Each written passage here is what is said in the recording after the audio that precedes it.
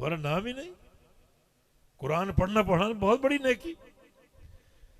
دوسرا آ گیا, اللہ فرمائے گا نہیں پڑھا پڑھایا اس نے, لیکن کیوں؟ یقال قارئ, تاکہ اس کو قاری صاحب کہا جائے, علامہ صاحب کہا جائے, اشتہاروں میں اوپر نام اس کا چھپے. اس کو یہ رغبت اور خواہش ہوتی تھی, یہ دنیا میں اس کی سوچ تھی, ریاکاری پر مبنی. فقد قیل, یہ سب کچھ ہو چکا. لوگوں نے بڑے بڑے القاب دیے, بڑا اس کو نوازا القاب سے, اور یہ خوش ہوتا تھا. جو اس کی نیت تھی وہ دنیا میں اس کو مل چکی.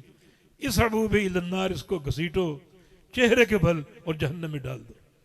دوسرا سخی ہے, کیا نیکی کی؟ انفقت فی سبیلک, میں نے تیری راہ میں مال خرچ کیا. پھر وہ فرشتے کذبتا. سخی تو بڑا اس کا اونچا درجہ.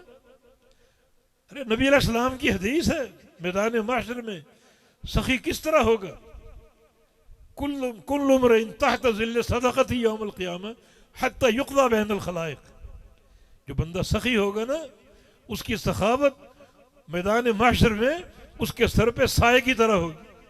وہ سخاوت اس کو روکے گی, دھوپ کو روکے گی, سورج کی تپش کو روکے گی, سایہ کرے گی وہ سخاوت اس کی. اس کے صدقات سایہ بن کے کھڑے ہوں گے جب تک اللہ تعالیٰ ساری مخلوقات کے حساب سے فارغ نہ ہو جائے. کہاں سایہ وہ؟ اگر جو سخی تھا وہ سایہ کہاں ہے؟ اس لسٹ میں تمہارا نام نہیں. کہاں ہے تمہارا نام؟ کذبتا, جھوٹ بولتے. اللہ فرمائے گا نہیں, اس نے سخاوت کی تھی, مگر کس لیے؟ دنیا کو دکھانے کے لیے, اپنے سخی ہونے کی شہرت کے لیے. نمود و نمائش.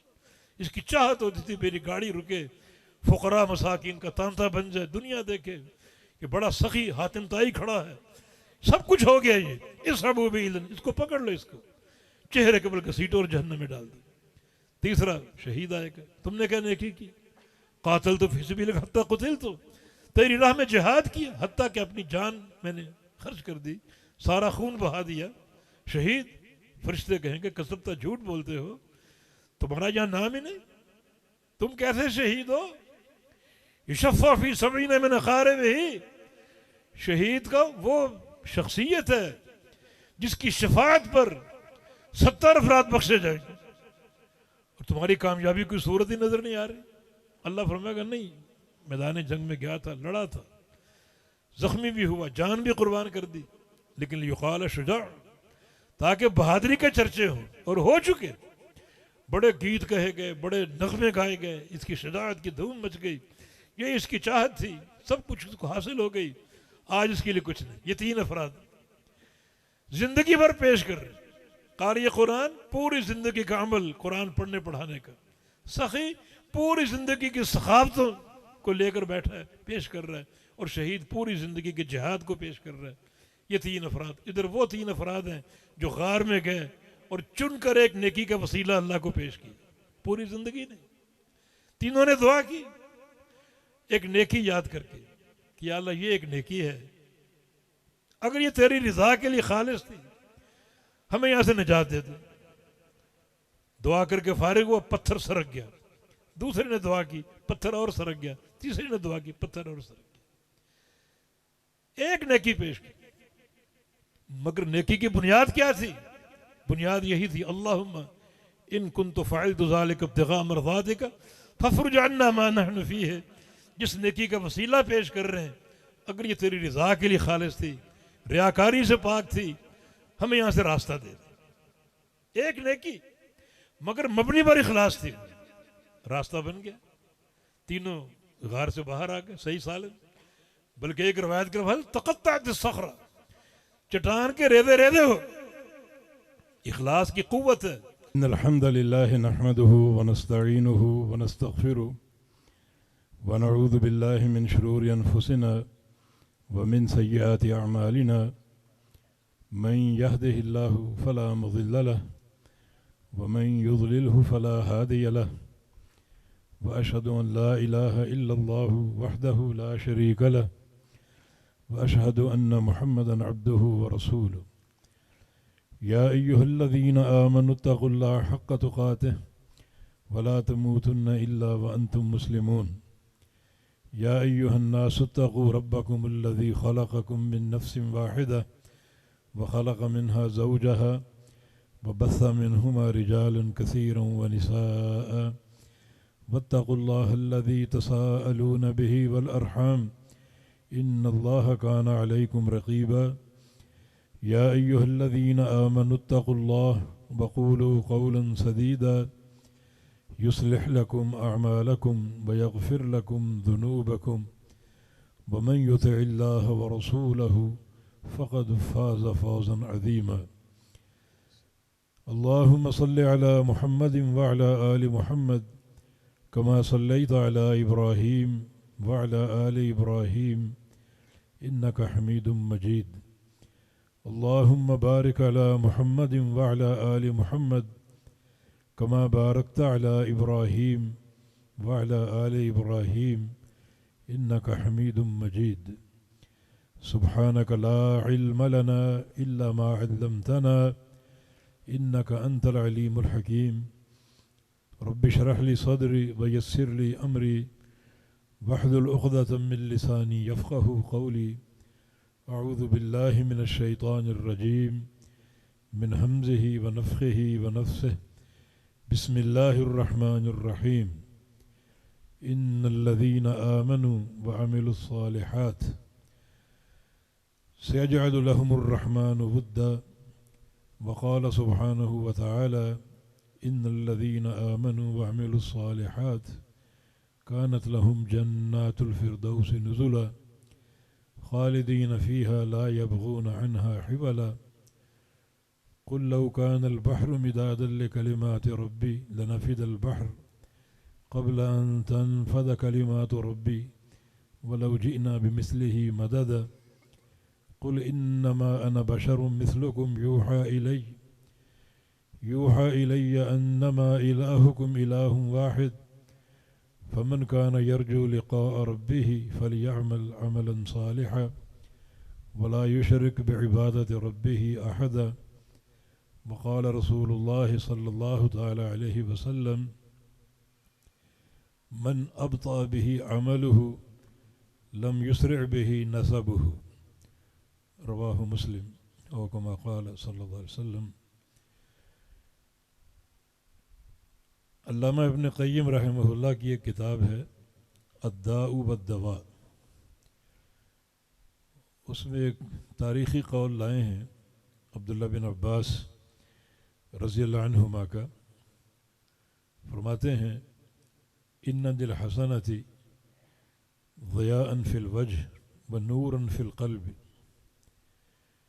وقوة في البدن وسعة في الرزق ومحبة في قلوب الخلق۔ نیکی جو ہے، بندہ کوئی بھی نیکی کرے اس کے 5 فائدے ہیں۔ ہر نیکی چہرے کی روشنی بن جاتی، اس بندے کا چہرہ چمک اٹھتا ہے، دمک اٹھتا ہے، چہرے کی روشنی بن جاتی ہے۔ وَنُورًا فِي الْقَلْبِ، اور ہر نیکی دل کا نور بن جاتی ہے، دل کو روشن کر دیتی ہے اور دل کو نور سے بھر دیتی ہے۔ وَقُوَّةً فِي الْبَدَنِ، اور ہر نیکی بدن کی قوت کا باعث بن جاتی ہے، بدن کو قوت دیتی ہے۔ وسعة فی الرزق، رزق میں وسعت اور کشادگی پیدا کرتی ہے۔ ومحبة فی قلوب الخلق، اور مخلوقات کے دلوں میں ہر نیکی محبت پیدا کر دیتی ہے۔ جو اللہ کی مخلوقات ہیں ان مخلوقات میں ہر نیکی کی محبت پیدا ہو جاتی۔ آگے فرماتے وَإِنَّ لِلسَّيِّئَةِ لَسَوَادًا فِي الْوَجْهِ، اور بندہ جو گناہ کرتا ہے تو ہر گناہ چہرے کی کالک بن جاتا ہے۔ وَظُلْمَةً فِي الْقَلْبِ، اور دل میں تاریکی اور ظلمت پیدا کر دیتا ہے۔ ووہنن فی البدن، اور جسم میں کمزوری اور دردیں پیدا کر دیتا ہے،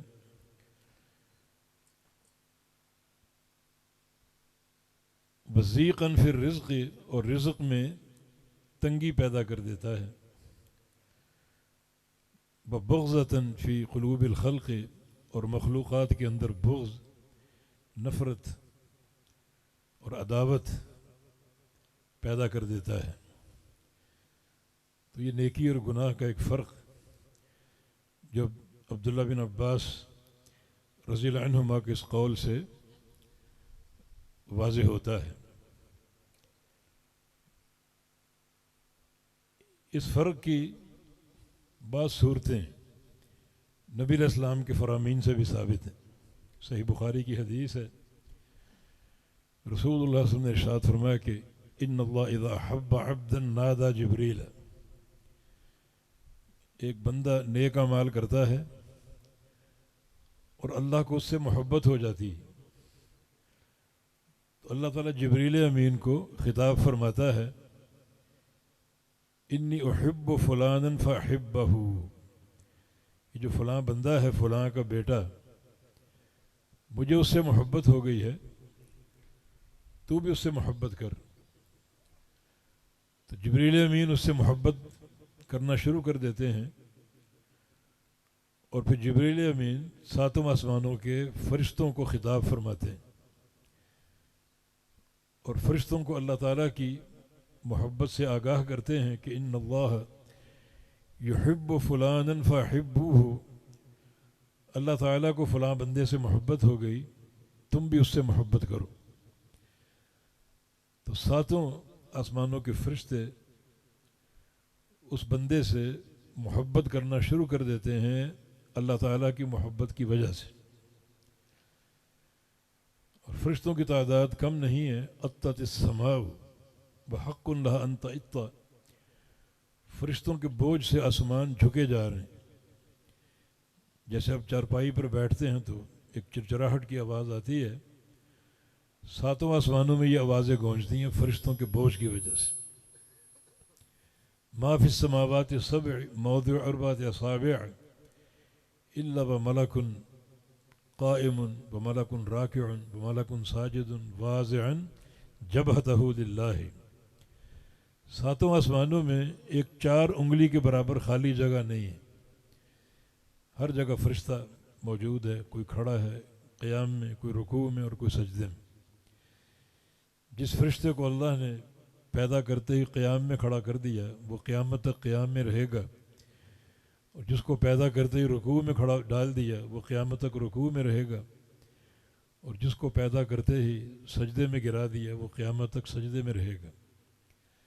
یہاں ایک اور بات آسانی سے سمجھ میں آتی ہے کہ یہ فرشتوں کی صدیوں کی عبادت ہے، لیکن یہ فرشتے جب قیامت کا قائم ہونا دیکھیں گے، ہولناک طریقے سے قائم ہو رہی ہے، اور میدان محشر کا منظر دیکھیں گے تو فرشتے کہیں گے سبحانک ما عبدناک حق عبادتک، یا اللہ تو پاک ہے، ہم تیری عبادت کا حق ادا نہیں کر سکے۔ صدیوں کے سجدے، صدیوں کے رکوع، صدیوں کا ذکر ان کے کھاتے میں ہے، لیکن قیامت کی وحشت اور دہشت کو دیکھ کر وہ اپنی زندگی بھر کی نیکیاں حقیر جانیں گے کہ ہم حق ادا کر ہی نہیں سکے۔ یہ قیامت کے خوف کی ایک دلیل ہے۔ نبی علیہ الصلوۃ والسلام نے بھی اپنی احادیث میں اس ہولناکی کا ذکر کیا ہے، یحشر الناس الی اللہ حفاۃ عراۃ غرلا، جب قیامت قائم ہوگی بندے برہنہ اٹھائے جائیں گے۔ سیدہ عائشہ صدیقہ رضی اللہ عنہا نے پوچھا اذن ینظر بعضهم الی بعض، اگر لوگ برہنہ اٹھائے جائیں گے تو مرد عورتیں ایک دوسرے کو دیکھیں گے؟ فرمایا الامر افظع، صدیق کی بیٹی نہیں، قیامت کا معاملہ بڑا سنگین ہوگا، کسی کو دیکھنے کی ہوش ہی نہیں ہوگی۔ کیف تتقون ان کفرتم یوم یجعل الولدان شیبا، اللہ رسول کی بات اگر نہیں مانو گے اس دن سے کیسے بچ سکو گے جس دن کی ہولناکی کو دیکھ کر ایک دودھ پیتا بچہ بوڑھا ہو جائے گا. یہ قیامت کی ہولناکی. تو فرشتے بھی اسی چیز کا اقرار کر رہے ہیں. مسند احمد کی حدیث ہے، رسول اللہ صلی اللہ علیہ وسلم نے فرمایا لو ان رجلا یجر علی وجهه من یوم ولد الى یوم یموت حرما فی مرضات اللہ لحقر ذلك یوم القیامہ. ایک بندہ اگر پیدا ہوتے ہی چہرے کے بل گھسیٹا جائے بڑھاپے کی موت تک، 100 سال جیے اور 100 سال تک اس کو چہرے کے بل گھسیٹا جا رہا ہے اللہ کی راہ میں، اللہ کی رضا کے لیے، جیسے بلال حبشی کو گھسیٹا گیا اور یاسر اور ان کے بیٹے عمار کو گھسیٹا گیا. پورا 100 سال گھسیٹا جائے اللہ کی راہ میں، اللہ کی رضا کی خاطر. لحقر ذالک یوم القیامہ. یہ بندہ بھی جب قیامت کا دن دیکھے گا، مشاہدہ کرے گا، تو اپنی زندگی کی یہ 100 سال کی نیکی کو حقیر جانے گا. جس کا معنی یہ کہ ہمیں اپنی آخرت کی تیاری کرنی چاہیے. تو بات تھوڑی دور نکل گئی. جبریل امین فرشتوں میں اعلان کر رہے ہیں کہ اللہ تعالیٰ کو فلاں بندے سے محبت ہو کہ تم بھی اسے محبت کرو. تو سارے فرشتے اسے محبت کرتے ہیں. فرشتوں کی محبت کے 2 معنی ہیں. ایک ہے مستقل اس بندے کے لیے مغفرت کی دعا، اور دوسرا مستقل اس بندے کے لیے رحمت کی دعا. یہ دعا جاری رہے گی. اس دعا کی قبولیت کے کیا اثرات ہوں گے اس سے آپ اندازہ کر لیجئے. لیکن یہ ساری فضیلت کسے حاصل ہو رہی ہے؟ جس سے اللہ کو محبت ہوگی. اور اللہ کی محبت کی اساس جو ہے وہ یہ اعمال صالحہ ہیں، نیک اعمال ہیں. تو دیکھیں نیک اعمال کے اثرات. جو عبداللہ بن عباس کا قول ہے کہ اللہ تعالیٰ اس بندے کی محبت کو اپنی مخلوق کے اندر پیوست کر دیتا ہے. اور اگر ایک بندہ نافرمان ہے، گناہ کرتا ہے، تو اس کا گناہ جو ہے چہرے کی کالک ہے اور دل کی سیاہی ہے، رزق کی تنگی ہے، بدن کی کمزوری ہے، اور مخلوقات کے اندر بغض اور نفرت کا باعث. اسی حدیث میں آگے اذا ابغض اللہ عبدا، جب اللہ کسی بندے سے نفرت کرتا ہے، اللہ کو ایک بندے کا بغض ہو گیا، تو جبریل کو خبر دیتا ہے، پکارتا ہے انی ابغض فلانا فابغضہ، کہ مجھے فلاں بندے سے بغض ہو گیا، تو بھی اس سے بغض رکھ، اس کی نفرت اپنے اندر پیدا کر، عداوت پیدا کر اپنے اندر. تو جبریل اس سے بغض رکھتے ہیں اور پھر 7واں آسمانوں کے فرشتوں میں اعلان کرتے ہیں کہ ان اللہ یبغض فلانا فابغضوہ. اللہ تعالیٰ کو فلاں بندے سے بغض ہو گیا ہے، نفرت ہو گئی ہے، تم بھی سب اس سے نفرت کرو. تو 7 آسمانوں کے فرشتے اس بندے سے بغض رکھتے ہیں. اب جو اللہ کا محبوب بندہ ہے اس کے لیے کیا صلہ ہے؟ یوزعہ القبول فی الارض.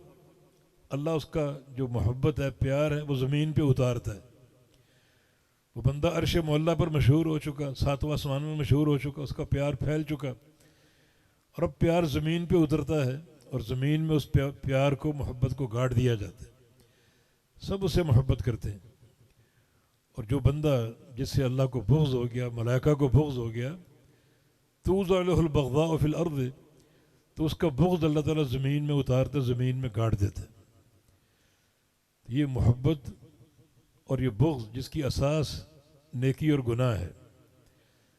اور یقیناً کائنات کی ہر شے محبت بھی کرتی اور بغض بھی رکھتی. جیسے نبی علیہ السلام کے حدیث ہے کہ ھذا احد یحبنا ونحبہ، یہ احد پہاڑ ہم سے محبت کرتا ہے، ہم اس سے محبت کرتے ہیں. مانا اللہ تعالیٰ جمادات کے اندر بھی محبت اور نفرت پیدا کرنے پر قادر. قرب قیامت جب عیسیٰ علیہ السلام آئیں گے اور یہودیوں کو چن چن کر قتل کریں گے، اس وقت بعض یہودی درختوں اور پتھروں کی اوٹ میں چھپیں گے اپنے آپ کو بچانے کے لیے. تو پتھر بولیں گے، درخت بولیں گے تعال یا مسلم فإن ورائی یہودیا، مسلمان ادھر آؤ، ہمارے پیچھے ایک یہودی چھپا ہوا ہے، اس کو قتل کرو آ کر.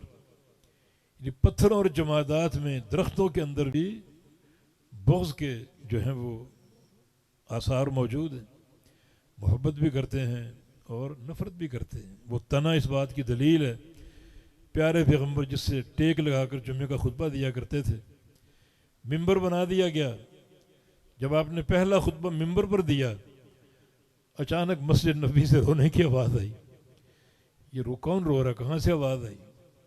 نبی علیہ السلام اس آواز کو بھانپ گئے. وہ تنے سے آ رہی تھی جس سے ٹیک لگا کر، سینہ لگا کر پیارے پیغمبر خطبہ دیا کرتے تھے.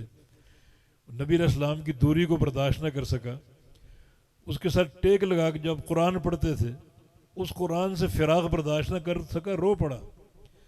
آپ پھر نیچے اترے، اس درخت کو، تنے کو اپنے سینے سے لگایا، تھپکی دی، آہستہ آہستہ ہاتھ پھیرا، اور وہ یوں چپ ہوا جیسے بچہ روتے روتے چپ ہوتا ہے. تو جمادات میں بھی یہ شعور موجود ہے. اللہ یہ شعور پیدا کرتا ہے. نبی علیہ السلام بعض اوقات کھانا کھا رہے تو صحابہ کا بیان ہے، آپ کے ہاتھ میں لقمہ ہوتا، اس لقمے سے ہم نے سبحان اللہ الحمدللہ کی آوازیں سنی. لقمہ آپ کے ہاتھ میں، منہ میں ڈالنے والے، اور لقمہ کہہ رہا ہے سبحان اللہ الحمدللہ سبحان اللہ الحمدللہ. تو اللہ تعالیٰ کی قدرت اور اس کی توفیق ہے. تو عرض کرنے کا مقصد یہ ہے کہ اعمال صالحہ کے نتائج کیا ہیں اور برے اعمال کے نتائج کیا ہیں. ہمیں چاہیے کہ جو زندگی ہے اسے نیک اعمال کی طرف موڑ دیں اور پھیر دیں، اور اس زندگی کو اعمال صالحہ سے بھر دیں. جامع ترمذی کی حدیث ہے، ایک عربی نبی علیہ السلام کے پاس آیا، سوال کیا، ای الناس خیر یا رسول اللہ، یا رسول اللہ سب سے بہترین انسان کون ہے؟ خیر، طلبہ بیٹھے، اسم تفضیل کا صیغہ ہے جس کا معنی سب سے بہترین. یہ خیر اصل میں اخیر تھا، افعل کے وزن پر کثرت استعمال کی وجہ سے حمزے کو حذف کر دیا، خیر رہ گیا. سب سے بہترین انسان کون؟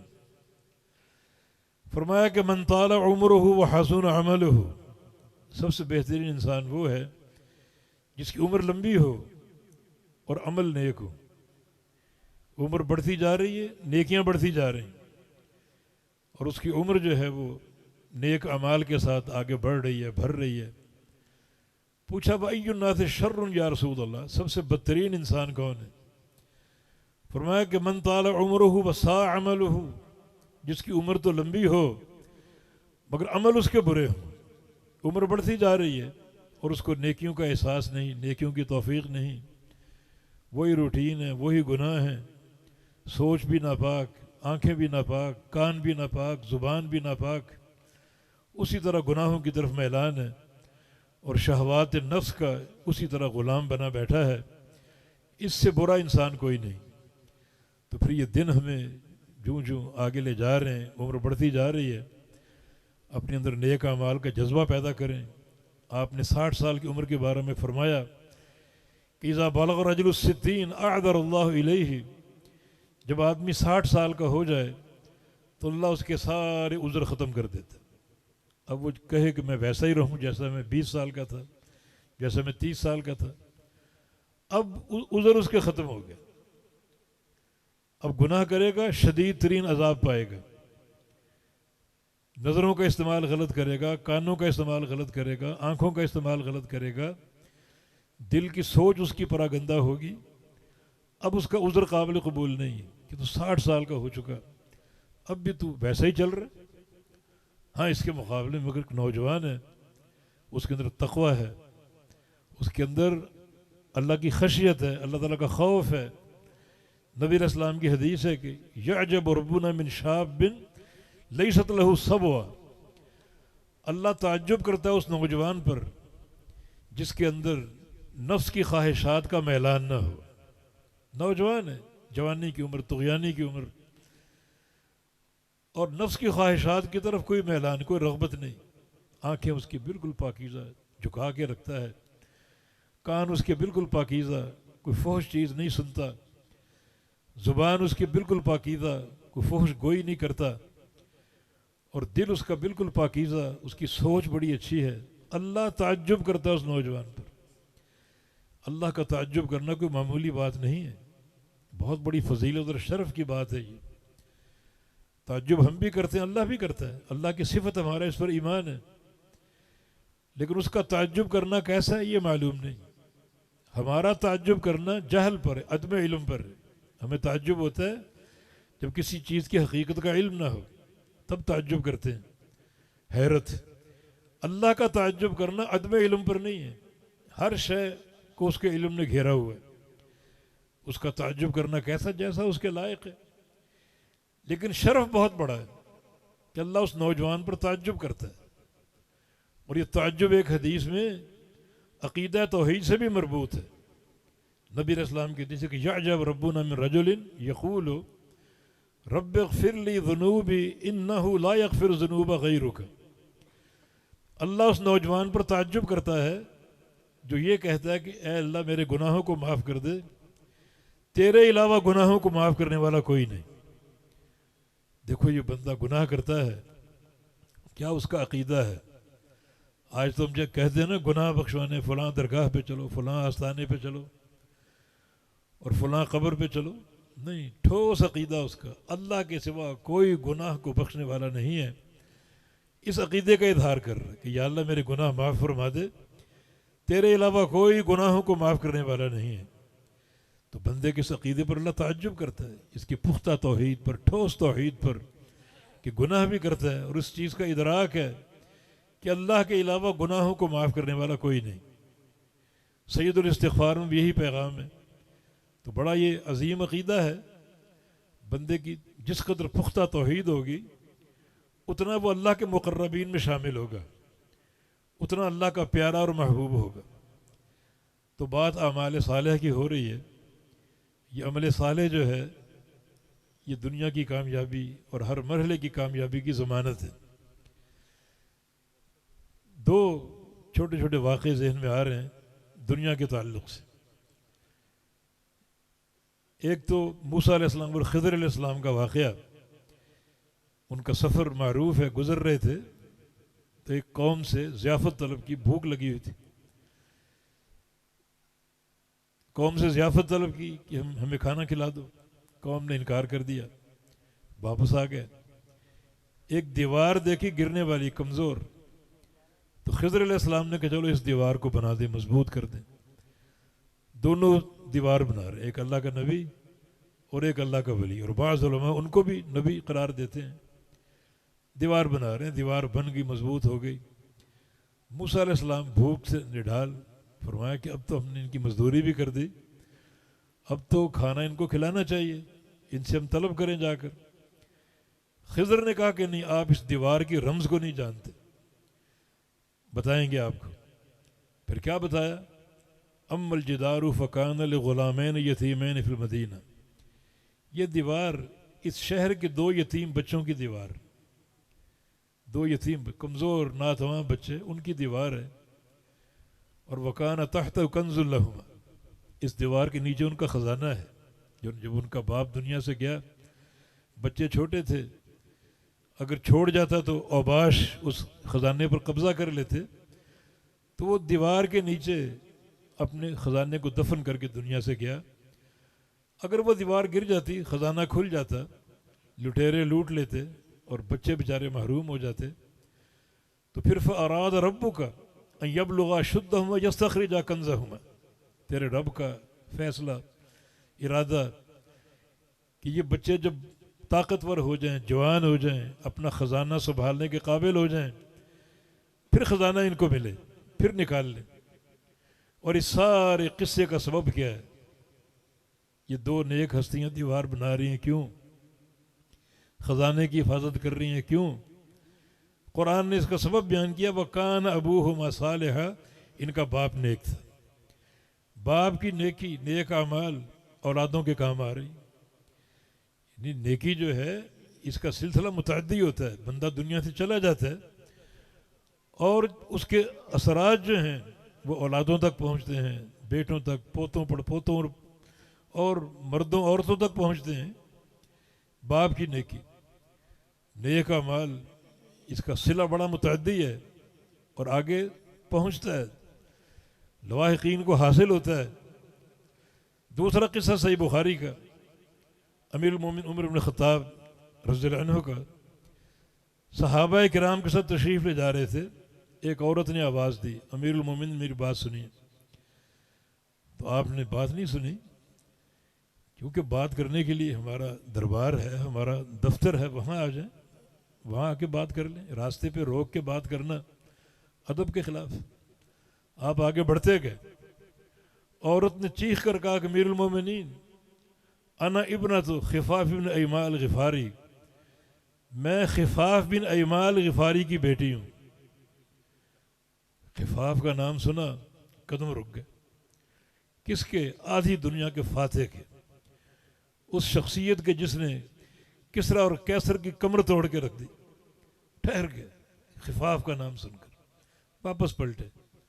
ہاں بی بی کیا بات ہے؟ کہا کہ یہ میرا شوہر، یہ ان کا باپ دنیا سے چلا گیا، یہ بچے چھوڑ گیا. بچے ضائع ہو رہے ہیں، نہ کچھ کھانے کا انتظام ہے، نہ کوئی جو ضروریات زندگی ان کے حاصل کرنے کی کوئی صورت ہے. بچے رل رہے ہیں اور ضائع ہو رہے ہیں.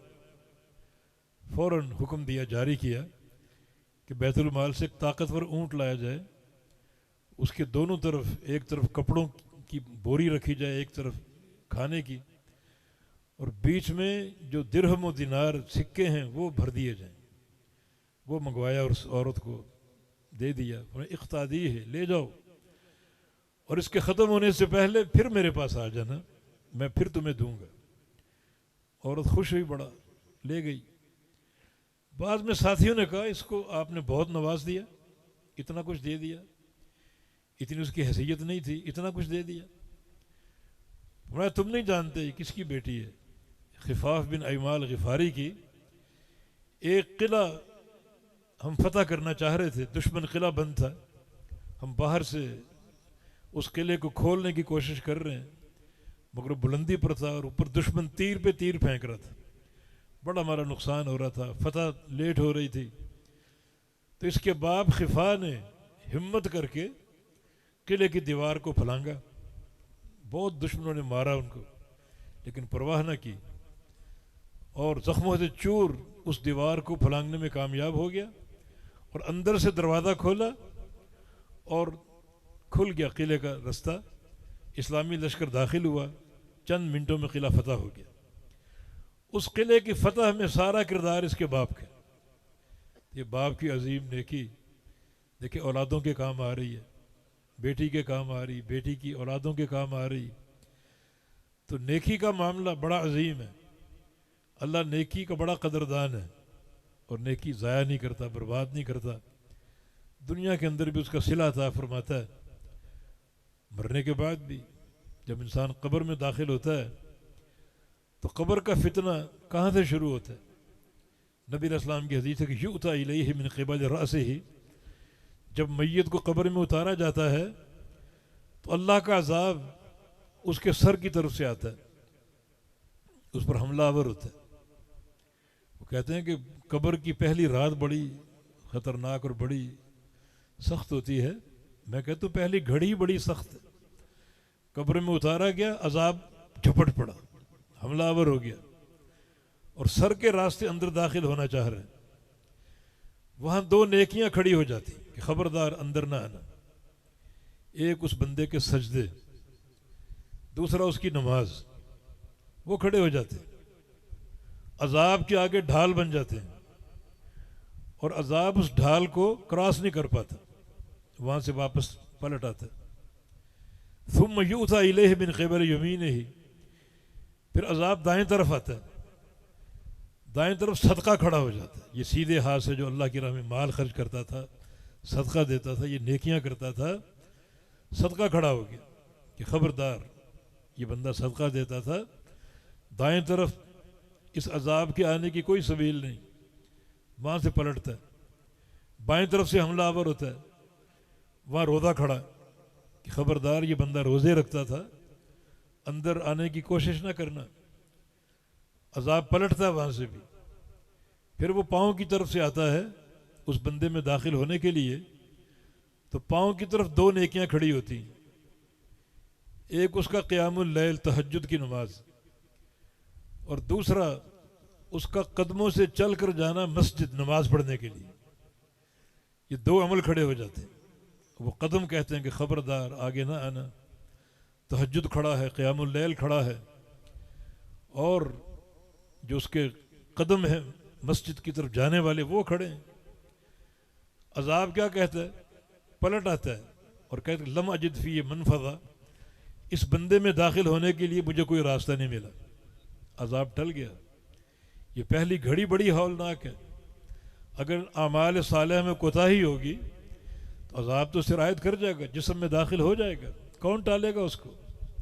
تو ٹالنے والے یہ اعمال ہیں، سجدے ہیں، قیام اللیل ہے، روزے ہیں، صدقات ہیں، اور پھر مسجد کی طرف چل کے جانا بہت عظیم نیکی ہے.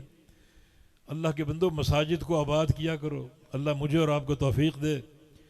نبی علیہ السلام کی حدیث ہے ما من رجل توطن المسجد، جو بندہ مسجد کو اپنا وطن بنا لے، مسجد کو وطن بنا لے، مسجد کو آباد کرنا چاہ رہا ہے، مسجد کو وطن بنا لیا، الا تبشبش اللہ الیہ، اللہ اس کی طرف بشاشت فرماتا ہے. بشاشت بولتے ہیں انشراح صدر کو. یہ ہمارا معنی ہے. انسان کے چہرے پر بشاشت آتی ہے، رونق آتی ہے، اور جسم اور جو دل ہے اس کا، اس میں ایک انشراح پیدا ہوتا ہے، وسعت پیدا ہوتی ہے. یہ سب بشاشت کے معنی ہیں. اللہ کی بشاشت کیسی یہ ہم نہیں جانتے. صفت پر حق ہے، صحیح حدیث میں وارد ہے. اللہ بشاشت فرماتا ہے، خوشی کا اظہار کرتا ہے کہ بندہ مسجد آ رہا ہے، گھر سے آ رہا ہے مسجد کو اپنا وطن بنانے کے لیے، مسجد کو آباد کرنے کے لیے. نبی علیہ السلام نے اس بشاشت کو ایک مثال سے سمجھایا. کما یتبشبش احد الغائب بغائبہم اذا قدم علیہ من السفر، جیسے ایک بندہ باہر گیا ہو پردیس میں اور 4 سال بعد 5 سال بعد لوٹ رہے ہو، تو اس کی ماں اس کا کیسے استقبال کرے گی؟ اس کی ماں کی بشاشت کا عالم کیا ہوگا؟ بیٹے کی ملاقات میں اس کا شوق اور اس کی خوشی کیسی ہوگی؟ فرمایا جیسی خوشی اور شوق اور بشاشت ماں کے اندر ہے، اس آنے والے کے باپ کے اندر ہے، اس کے اہل کے اندر ہے، اللہ تعالیٰ اس سے بڑھ کر اس بندے کے لیے بشاشت فرماتا ہے جو مسجد کو وطن بنانے کے لیے آ رہا ہے. ہمیشہ مسجد میں نظر آ رہا ہے، ہر نماز میں نظر آتا ہے، ایک مقام اس کا متعین ہے، وہیں بیٹھا آپ کو ملے گا، وہیں بیٹھا قرآن پڑھ رہا ہے، وہیں بیٹھا اذکار کر رہا ہے. معنی مسجد اس کا وطن ہے. اور علماء نے اس کا ایک معنی اور بھی بیان کیا تبشبش کا، بشاشت کا. جب قیامت کے دن اس بندے کو حساب و کتاب کے لیے پکارا جائے گا، اب حساب و کتاب دینے آ رہا ہے، تو اللہ اس کی آمد پر بشاشت فرمائے گا یہ میرا وہ بندہ ہے جو مسجد کو آباد کرنے کے لیے آیا کرتا تھا. یعنی بشاشت قیامت کے دن بھی اللہ ایک شوق کا اظہار کرے گا، خوشی اور محبت کا اظہار کرے گا اس آنے والے کے لیے کہ اس نے مسجد کو وطن بنایا تھا. اور یہی نیکی قبر میں کام آ رہی ہے. جب عذاب پاؤں کی طرف سے گھسنے کی کوشش کرے گا، 2 عمل کھڑے ہو جائیں گے. ایک اس کا قیام اللیل جو ان قدموں پر کھڑے ہو کر تہجد پڑھا کرتا تھا، اور دوسرا مسجد کو وطن بنانے کے لیے مسجد میں آنا، قدم بڑھانا. ایک قدم اٹھا رہا ہے، دوسرا رکھ رہا ہے. فرمایا خطوۃ ترفع درجہ و خطوۃ تمحو سیئہ، جو قدم اٹھائے گا اللہ اس اٹھے قدم کے بدلے جنت میں ایک درجہ اونچا کر دے گا، اور جو وہی قدم زمین پر رکھے گا اللہ اس ٹکے قدم کے بدلے اس کے ایک گناہ کو معاف کر دے گا. جتنا وہ قدم چلے گا اتنے درجات بھی بلند ہو رہے ہیں اور گناہ بھی معاف ہو رہے ہیں. اور اگر یہ قدم جمعے کے دن ہو، جمعہ پڑھنے کے لیے، تو نبی علیہ السلام کی حدیث ہے ہر قدم کے بدلے 1 سال کی نیکیوں کا ثواب ہے. وہ سال جس میں دن میں قیام ہو، روزے ہوں، اور رات کو قیام ہو. پورے سال قیام السنۃ صیامھا و قیامھا. جمعے کے لیے آ رہے، ہر قدم پر 1 سال کی نیکیوں کا اجر. وہ سال جس میں دن میں روزے ہوں اور رات کو قیام. آپ کا گھر اگر مسجد سے 500 قدم کے فاصلے پر اور آپ پیدل آ رہے ہیں، 500 سال کی عبادت کا ثواب ہے. اللہ کتنا قدردان ہے. اور عبادت بھی وہ جو صیام و قیام کے ساتھ ہو، رات کے تہجد بھی شامل ہو اور دن کے روزے بھی شامل ہو، صیام و قیام کے ساتھ جو عبادت ہو. اللہ کتنا قدردان اپنے بندوں کے اعمال کا، نیکیوں کا. تو یقیناً ان سارے فضائل کے بعد، ان سارے محاسن کے بعد اگر ہم نیکیوں میں پیچھے رہ جائیں تو غور کریں اس سے بڑا گھاٹے کا سودا، بد نصیبی کیا ہوگی۔ الغرض یہ نیکی بندے کے لیے عظمت اور فضیلت کا باعث ہے، یہ نور ہی نور ہے، یہ روشنی ہی روشنی، دل کی روشنی، چہرے کی روشنی۔ امام شافعی رحمہ اللہ امام مالک کے پاس گیا پڑھنے کے لیے، درس حدیث کے لیے۔ امام مالک نے فرمایا جو علماء محدثین وہ چہروں کو دیکھ کر پہچانتے ہیں کہ یہ چہرہ نیکیاں کرنے والا چہرہ ہے، گناہوں سے بچنے والا چہرہ، یہ اس چہرے پر نور ہے۔ امام مالک نے فرمایا اے محمد بن ادریس شافعی، ارا فی وجہ کا نوراً فلا تطفئ بالمعصیہ، مجھے تیرے چہرے پر نور نظر آ رہی، روشنی نظر آ رہی، اس نور کو گناہ کر کے بجھا نہ دینا، نیکیاں کرتے جاؤ گے نور بڑھتا جائے گا۔ اور واقعتاً یہ نیکی یہ نور کا ذریعہ ہے۔ میں اس کا ایک چشمدید گواہ اس طرح ہوں، میں نے ایک مہینہ جب میں پڑھتا تھا، طالب علم تھا، تو گجرانوالہ میں گزارا حافظ محمد گوندلوی رحمہ اللہ کی صحبت میں۔ فجر کی نماز میں آتے، وہ جماعت کراتے، درس دیتے۔ میرا مشاہدہ یہ کہ روزانہ ان کے چہرے کا نور بڑا ہوتا تھا، چہرے کی چمک دمک، روشنی اور نور پہلے دن سے بڑھ کر ہوتا۔ یہ رات کا قیام اور یہ اذکار اور قرآن کی تلاوت، ایک نشست میں سورہ بقرہ پوری پڑھتے تھے 37 منٹ میں، 37 منٹ ان کا وقت ان کا مقرر تھا، 37 منٹ میں سورہ بقرہ پڑھ لیتے تھے۔ یعنی قرآن کی تلاوت اور قرات ان کی زبان پر جاری اللہ نے فرما دی، جاری فرما دی۔ تو روزانہ میں دیکھتا کہ ان کا نور پہلے سے کہیں پڑ گیا اور پچھلے دن سے اس میں اضافہ ہو گیا۔ تو پھر یہ اعمال صالحہ یہ نور ہے، دل کا نور، چہرے کا نور۔ تو یہ نور ہی قیامت کے دن کام آئے گا، نور ہی۔ نبی علیہ السلام کے ایک حدیث ہے من شاب شیبا فی الاسلام ہے کانت لہ نورا یوم القیامہ، جو بندہ اسلام پر چلتا رہے، اسلام پر چلتے چلتے بوڑھا ہو گیا، سفید بال آ گئے، تو یہ سفید بال اس کے لیے مرنے کے بعد نور بن جائیں گے۔ بعض علماء سلف کا قول ہے ایک سفید بال بھی اگر آ گیا تو وہ قبر کو روشن کرنے کے لیے اور قیامت کا نور فراہم کرنے کے لیے کافی ہوگا۔ قبر میں بھی اندھیرا ہے اور قیامت کے دن بھی اندھیرے ہیں، نور نہیں، نور آپ کو ساتھ لے جانا پڑے گا، اعمال صالحہ کا نور ساتھ لے جانا پڑے گا۔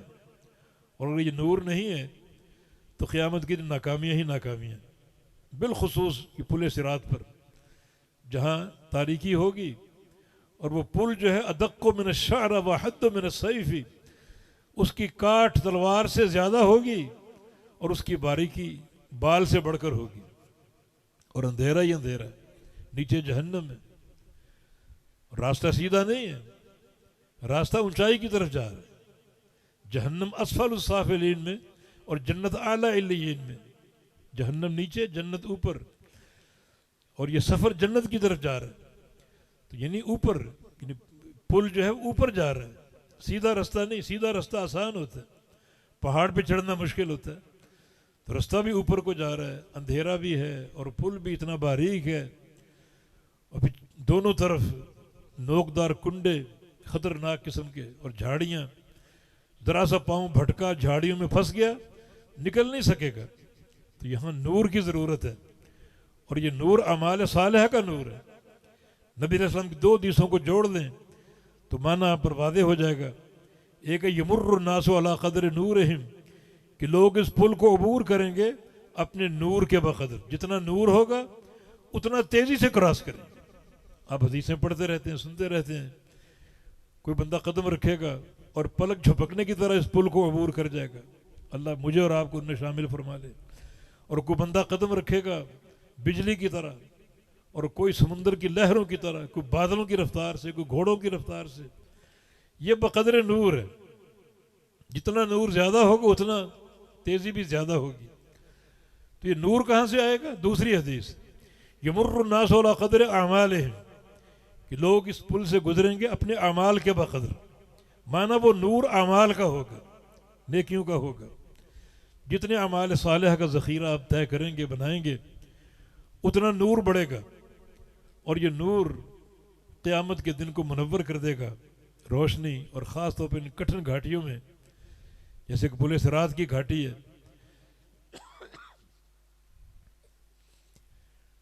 تو الغرض اعمال صالح، اسی جو حدیث میں نے شروع میں ایک پڑھی صحیح مسلم کی، من ابطأ بعمله لم يسرع به نسبه۔ آج اگر کسی کی عمل کی سواری کمزور ہے، عمل میں سست ہے، کوتاہ ہے، تو قیامت کے دن کوئی تعلق، کوئی دولت، کوئی سرمایہ اس کو تیز نہیں چلا سکے گا۔ یہ پل صراط کی گھاٹی، بعض لوگوں کا پل صراط پر چلنا مذکور ہے حدیث میں، یعنی چل نہیں سکیں گے، کبھی پھسلیں گے، کبھی گریں گے، کبھی سنبھلیں گے، کچھ لوگ تو کھڑے نہیں ہو پائیں گے، اتنی اعمال کی کمزوری کہ کھڑے نہیں ہو پائیں گے، جیسے بچہ زمین پر چلتا ہے رگڑ رگڑ کر، اس طرح چلیں گے، اور کتنی مدتوں کے بعد وہ اس پل کو عبور کرنے میں کامیاب ہوں گے، اگر توحید کی اساس، اگر توحید کی برکت۔ تو اعمال صالح کی ضرورت ہے۔ اعمال صالح ہے کیا؟ عمل صالح کے کچھ قواعد ہیں، بس 2-3 باتیں عرض کرنی ہے۔ ایک یہ کہ عمل صالح کی اساس 3 چیزیں اپنے اندر تیار کر لو۔ ایک ہے توحید، اللہ تعالیٰ توحید کے بغیر کوئی نیکی قبول نہیں کرتا۔ وَلَقَدْ أُوحِيَ إِلَيْكَ وَإِلَى الَّذِينَ مِن قَبْلِكَ لَئِنْ أَشْرَكْتَ لَيَحْبَطَنَّ عَمَلُكَ۔ یہ خطاب اللہ کے حبیب سے، اللہ اپنے نبی سے مخاطب۔ نبی کون ہے؟ حبیب اللہ ہے، خلیل اللہ ہے، سیدی ولد آدم ہے، امام الانبیاء اور قائد الغر المحجلین، وہ نبی ہے۔ اللہ فرما رہا ہے کہ اگر تو نے بھی شرک کر لیا، تیرے بھی سارے اعمال برباد کر دوں گا۔ میں کسی کی محبت سے مجبور نہیں ہوں، نہ کسی کا لاڈ اور پیار، اس بنا پر میں اس کو قاعدے کے بغیر معاف کر دوں۔ قاعدہ اصل توحید کا، توحید کی اساس ضروری ہے۔ آپ نے بھی شرک کر لیا، سارے اعمال برباد ہو جائیں گے، سب نیکیاں برباد ہو جائیں گی۔ تو اعمال صالح سے قبل کیا ہے؟ فہم توحید، توحید کو سمجھنا اور پہچاننا۔ فہم توحید کیا ہے؟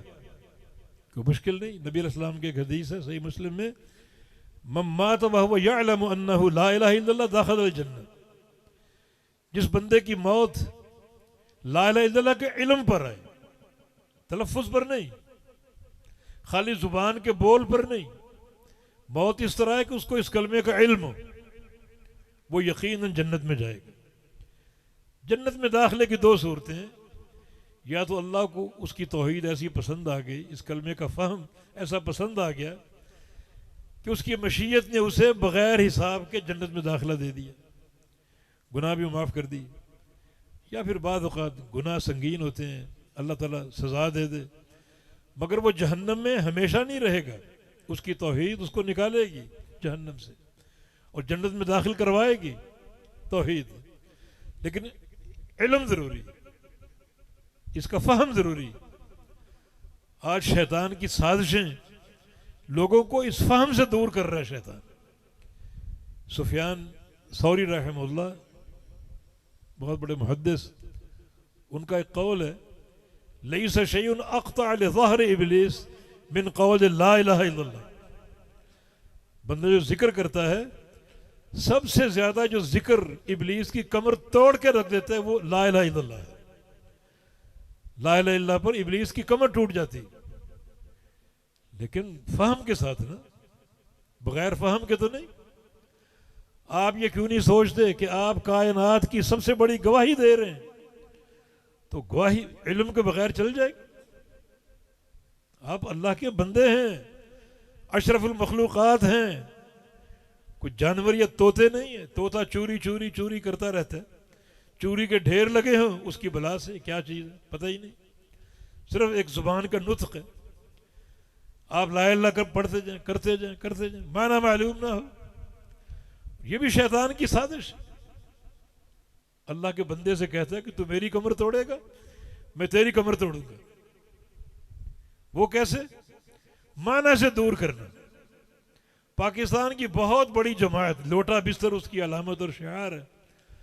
اس کلمے کا معنی کیا کرتے ہیں؟ لا الہ الا اللہ کا. سب کچھ اللہ سے ہونے کا یقین اور غیر اللہ سے کچھ نہ ہونے کا یقین. تبلیغی جماعت سب کچھ اللہ سے ہونے کا یقین اور غیر اللہ سے کچھ نہ ہونے کا یقین. یہ کلمے کا معنی نہیں ہے. یہ کلمہ اساس ہے توحید الوہیت کی، جس کا معنی یہ کہ اللہ کے لیے بندے کا جو بھی فعل ہو وہ عقیدہ توحید کی اساس پر ہوگا. بندے کے افعال کیا ہیں؟ سجدہ کرنا، قیام کرنا، رکوع کرنا، نمازیں پڑھنا، حج کرنا، عمرہ کرنا، جہاد کرنا، صدقات دینا. یہ بندے کے افعال. یہ افعال نیچے سے اوپر جاتے ہیں اور یہ توحید الوہیت کا مرقع ہے. یہ توحید الوہیت ہے. بندہ جو عمل انجام دے رہا اللہ کے لیے وہ توحید الوہیت ہے. بالکل اللہ کے لیے خالص ہو، اس میں ایک ذرے کے برابر کسی کی ملاوٹ نہ ہو، کسی کی شراکت نہ ہو. توحید ربوبیت اوپر سے نیچے آتی، الوہیت نیچے سے اوپر جاتی. توحید ربوبیت کیا ہے؟ اللہ کے افعال. اللہ اپنا تعارف کراتا ہے. یعنی توحید ربوبیت کا ایک معنی یہ ہے اخبار اللہ عن نفسہ ہی، اللہ کا خبر دینا اپنی ذات کے بارے میں. کتنے لوگ مانتے ہیں اللہ خبر دیتا ہے میں خالق ہوں، کوئی اور خالق نہیں ہے. بندے مانتے نہیں، فلاں بھی خالق ہے، فلاں بھی خالق ہے، فلاں بھی خالق. میں رازق ہوں اور کوئی رازق نہیں ہے. نہیں، فلاں داتا ہے، فلاں خزانے دیتا ہے، فلاں رزق دیتا ہے. کوئی ہے بندہ شریف ماننے والا توحید کو؟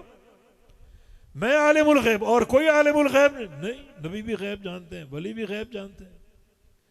کوئی ہے اللہ کی خبر کو ماننے والا؟ یہ سب توحید ربوبیت ہے. میں مشکلات کو دور کرنے والا ہوں. نہیں، علی مشکل کشا. کوئی مانتا ہے اس توحید کو؟ علی مشکل کشا. کون علی؟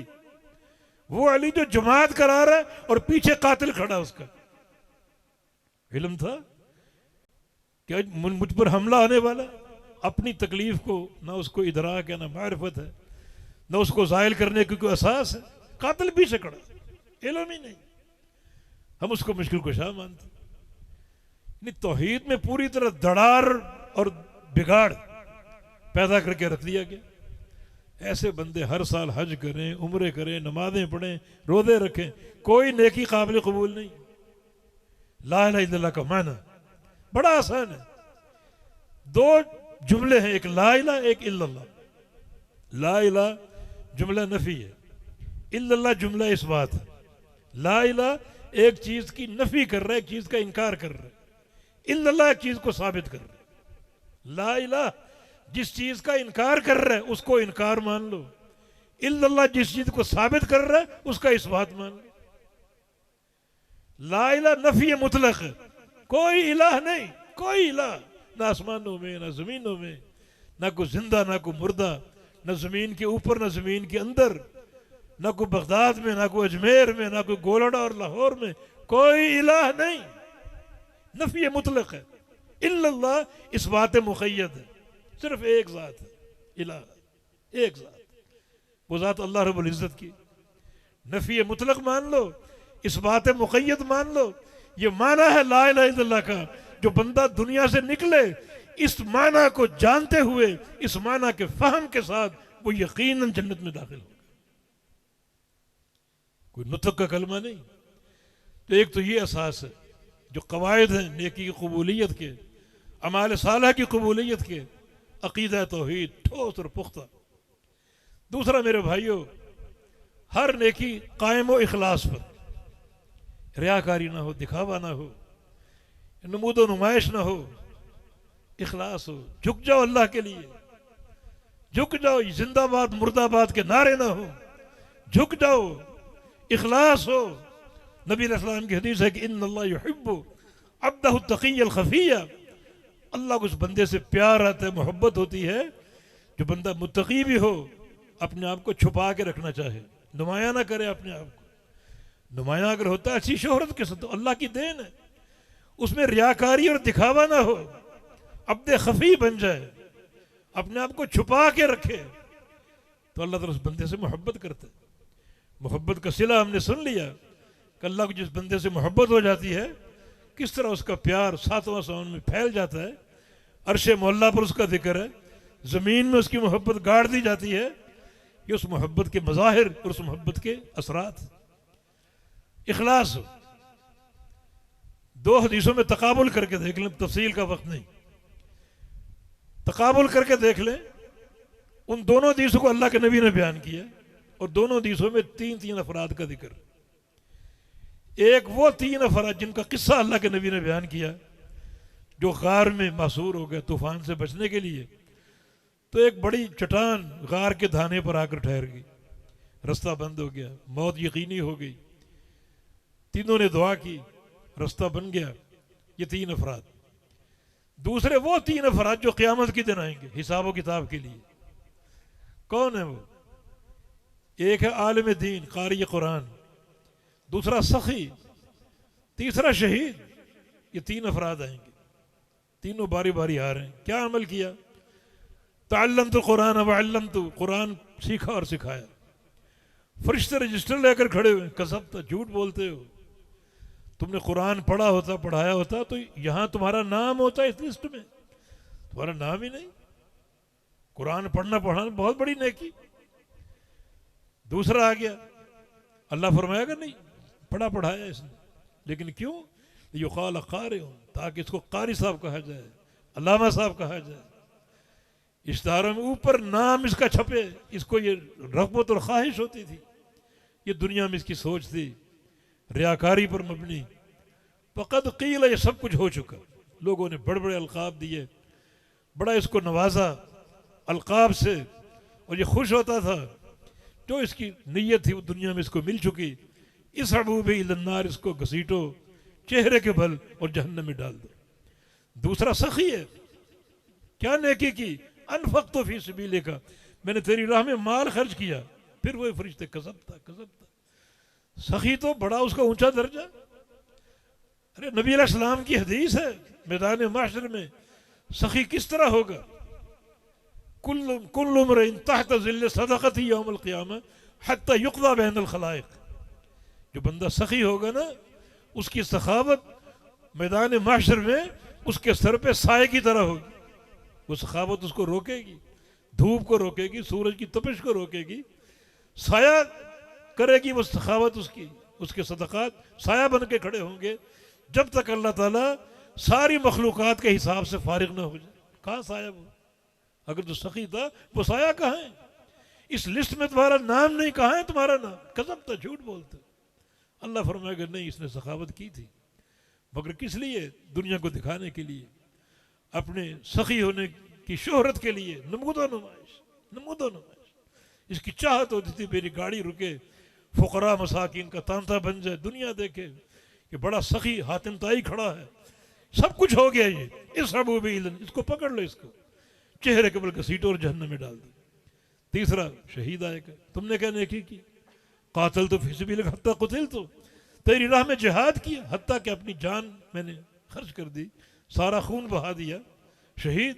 فرشتے کہیں گے کذبتا، جھوٹ بولتے ہو، تمہارا یہاں نام ہی نہیں، تم کیسے شہید ہو؟ یشفع فی 70 من اقاربہ. شہید کا وہ شخصیت ہے جس کی شفاعت پر 70 افراد بخشے جائیں گے، اور تمہاری کامیابی کی صورت ہی نظر نہیں آ رہی. اللہ فرمائے گا نہیں، میدان جنگ میں گیا تھا، لڑا تھا، زخمی بھی ہوا، جان بھی قربان کر دی، لیکن یقال شجاع، تاکہ بہادری کے چرچے ہوں. اور ہو چکے. بڑے گیت کہے گئے، بڑے نغمے گائے گئے، اس کی شجاعت کی دھوم مچ گئی. یہ اس کی چاہت تھی، سب کچھ اس کو حاصل ہو گئی.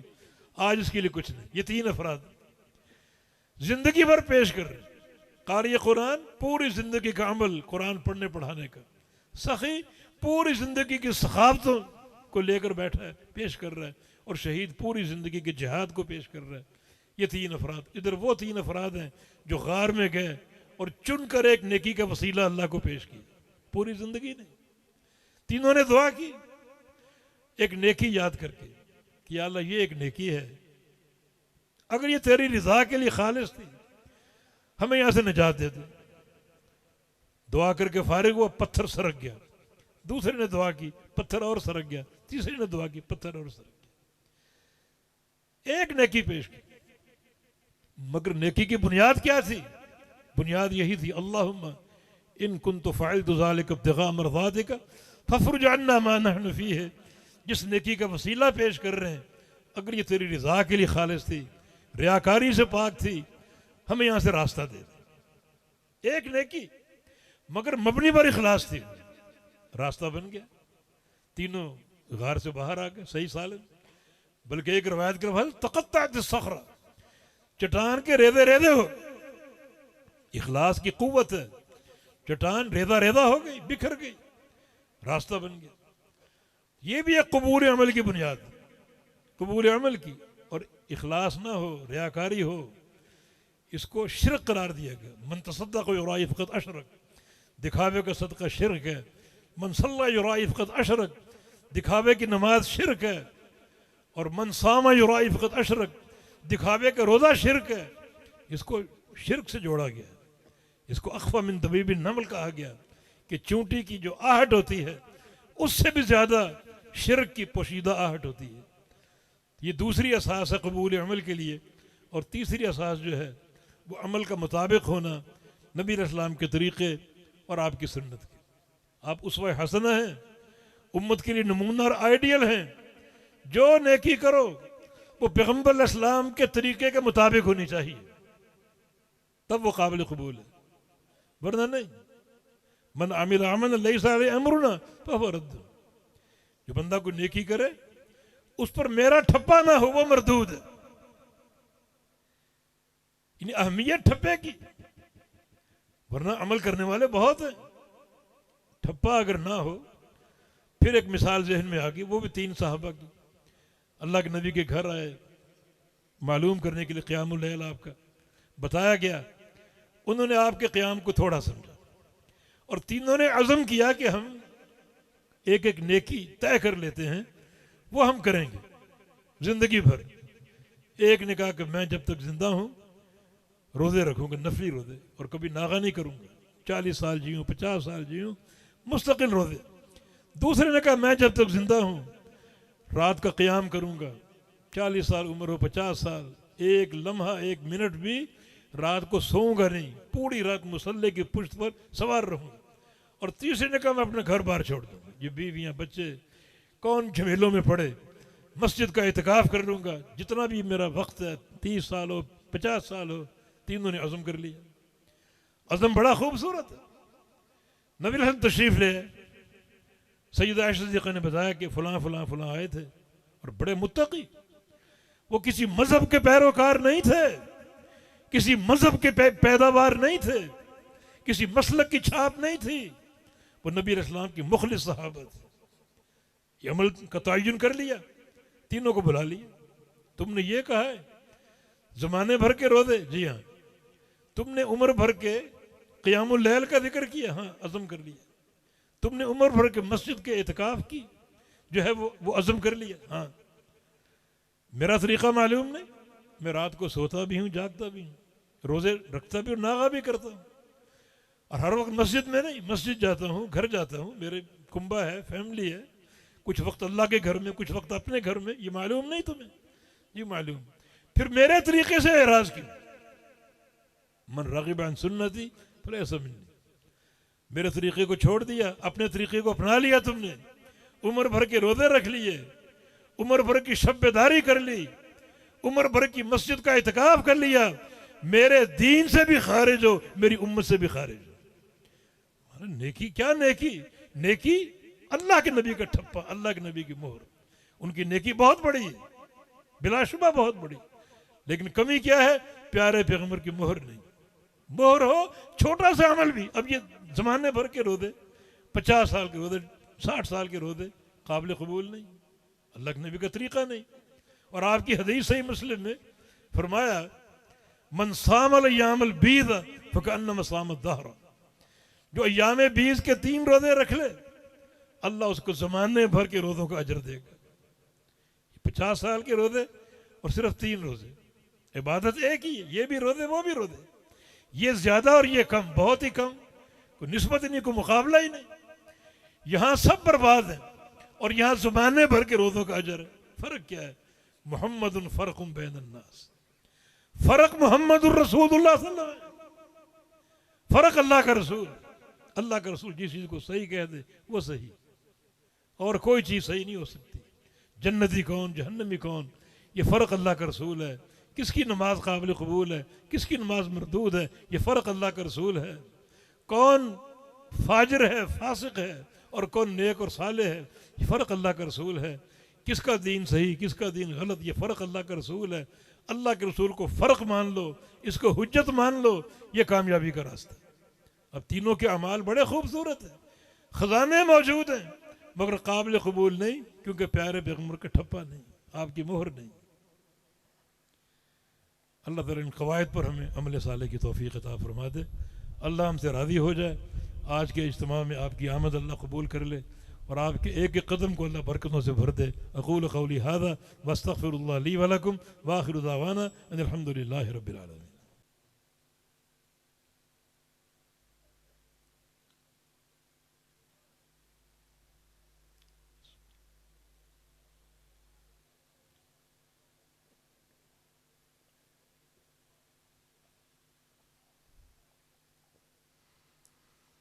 یہ ایک سوال ہے کہ ہمارے کچھ عزیز ہیں جو صوم و صلات کے پابند ہیں، مگر ان کی آمدنی مشکوک ہے، زمینوں پر قبضے، معاملہ صحیح نہیں ہے. تو ان کے ساتھ اگر ہم ایک ناراضگی پیدا کر لیں اور ان کے گھر کھانا وغیرہ نہ کھائیں تو یہ درست ہے. دیکھیں اگر اس کی آمدنی 100% حرام ہے تو پھر کیا کھانا نہیں کھانا آپ نے، کیونکہ حرام ہے. باقی تعلق ان سے قائم کرنا چاہیے. اگر تعلق بھی کاٹ لو گے تو ان کو سمجھائے گا کون؟ پھر دعوت کا راستہ مسدود ہو جائے گا. اس کو کھلا رکھیں، تعلق قائم رکھیں. اور اگر ان کی آمدنی مکس ہے، یعنی کچھ حرام بھی ہے کچھ حلال بھی ہے، تو ان کی دعوت بھی قبول کریں تاکہ افہام و تفہیم کا موقع بنا رہے اور ان کو دعوت و سمجھانے کا موقع بنا رہے. بالکل کٹ جائیں گے تو ان کو سمجھانے والا کوئی نہ ہوگا، اس پر بھی باز پرس ہو سکتی ہے. تو آپ تعلق رکھیں تاکہ ان کو سمجھانے کا اور واعظ کا، نصیحت کا موقع جو ہے وہ بنا رہے. واللہ اعلم.